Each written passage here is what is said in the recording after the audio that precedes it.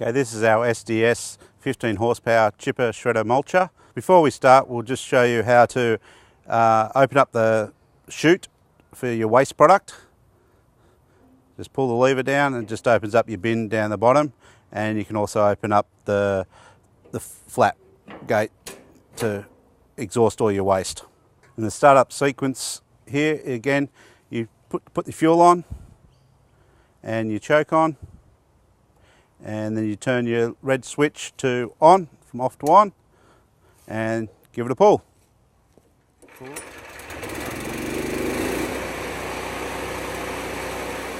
Put your big branches and leaf matter through the top.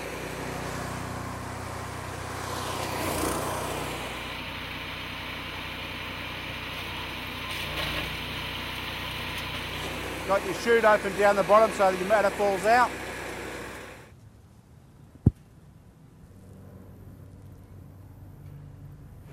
And then through the chute you can put your wood through, as it will just chip it out.